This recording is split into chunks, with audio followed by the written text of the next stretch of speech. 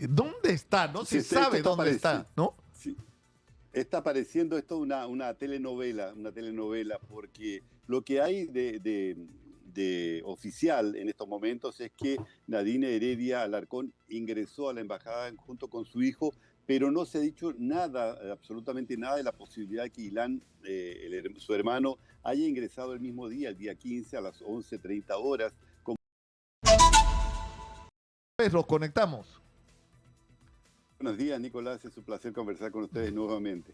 Y esto ya parece nombre de película. ¿Y dónde está Ilan Heredia? ¿No? ¿Y dónde está el... Sí, sí, ¿Dónde está? No sí, se esto sabe está dónde pareciendo. está, ¿no? Sí, está pareciendo esto una telenovela, porque lo que hay de oficial en estos momentos es que Nadine Heredia Alarcón ingresó a la embajada junto con su hijo, pero no se ha dicho nada, absolutamente nada, de la posibilidad de que Ilan, su hermano, haya ingresado el mismo día, el día 15 a las 11:30 horas, como está especificado en la nota que envió la embajada.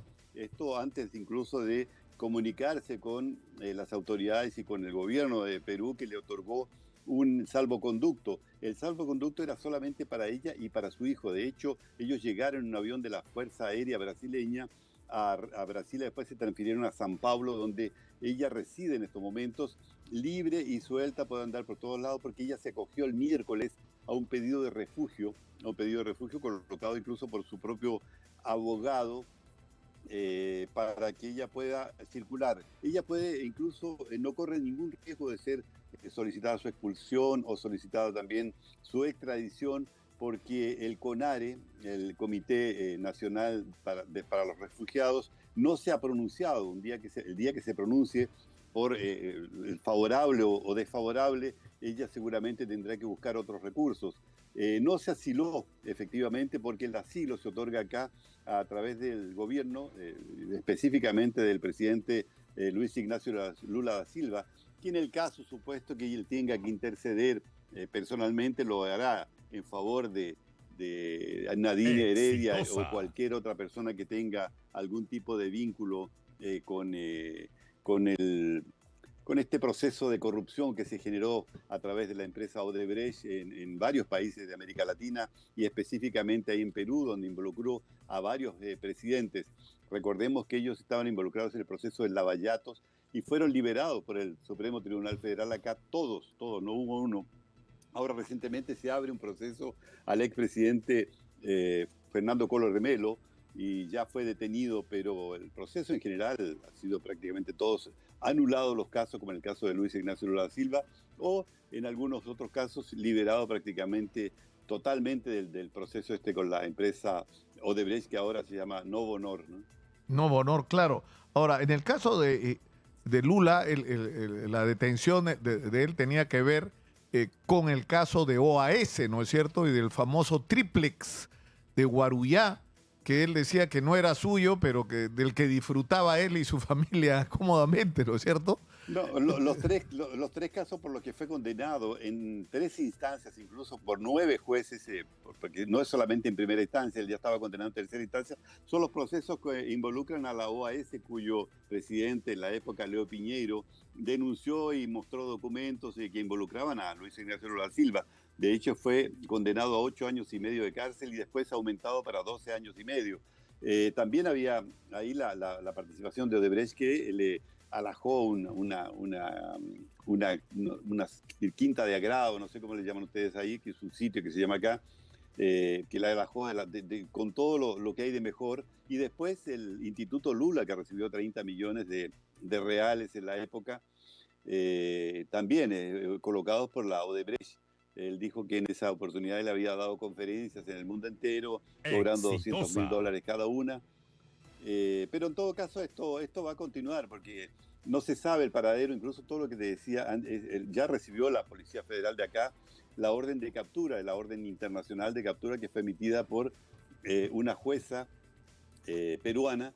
Se sabe que están detrás de él, pero imagínate lo que puede ocurrir con la persona en una ciudad con 18 millones de habitantes. Puede incluso que esté junto a su hermana, que fue vista en un shopping center, el shopping center Ciudades, que queda acá en la Avenida Paulista, un shopping center que debe quedar muy próximo la residencia en que ella está viviendo en estos momentos. Estaba en compañía de su hijo, pero no fue visto nadie más en compañía de ella. Es decir, no aparece Ilan no aparece misterio, ¿no? por ningún lado, claro. Y además Ilan es una pieza clave, lo recordamos ahora con Tito Alvites, en todo el manejo del dinero ilegal que recibió Nadine Heredia. Ilan era una pieza, a los 26 años pagaba cuentas y no te... Es decir, es más, por sorprendente que resulte, él fue como una señal de alerta, porque de repente empezó a tener movimientos de dinero que no podía justificar.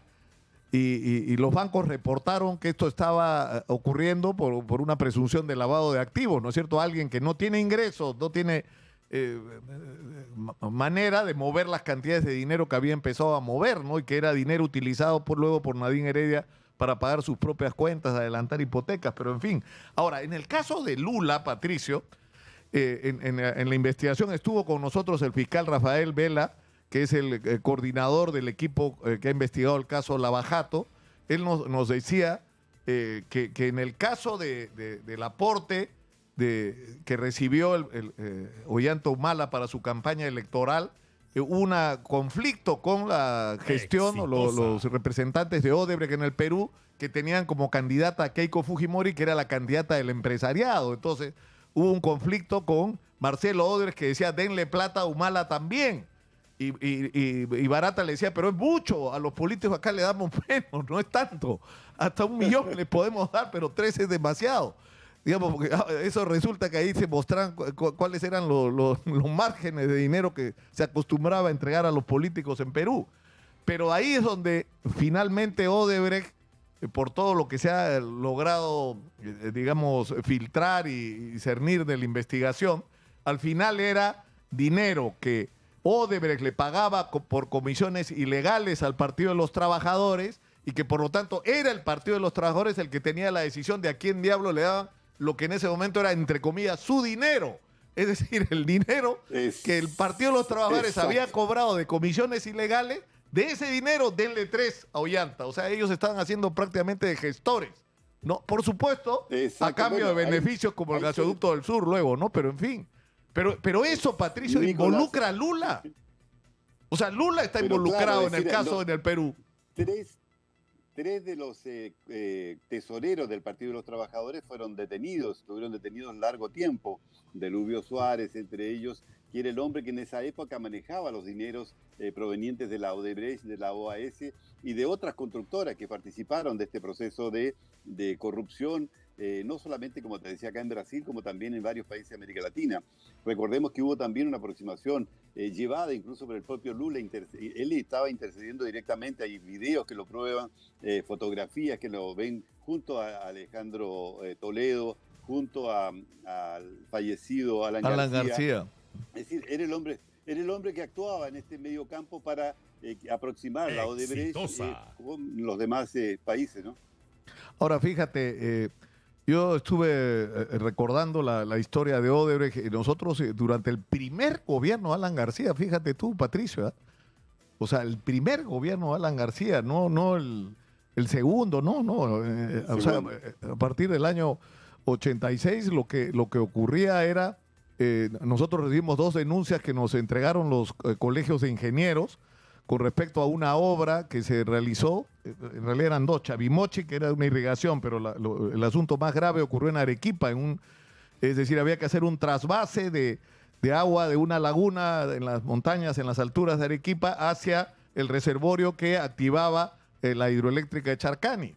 En el momento que se suelta el agua, colapsó el túnel porque habían cometido un error técnico. El agua venía helada y el túnel y el cerro donde estaba el reservorio tenía una temperatura distinta porque era volcánico. Lo que ocurrió es que el túnel se rajó completamente y hubo que invertir una fortuna que por supuesto pagó el Estado peruano para revestir el túnel y ponerlo en operación. Ahí descubrimos que la obra la hacía Odebrecht, que el dinero lo ponía el gobierno de Brasil a través del Banco de Brasil, que era un acuerdo con el gobierno de Alan García, que hubo comisiones ilegales para esa operación en Brasil y que hubo comisiones ilegales en Perú, y que la condición para trasladar el dinero de Brasil a Perú es que lo hiciera Odebrecht.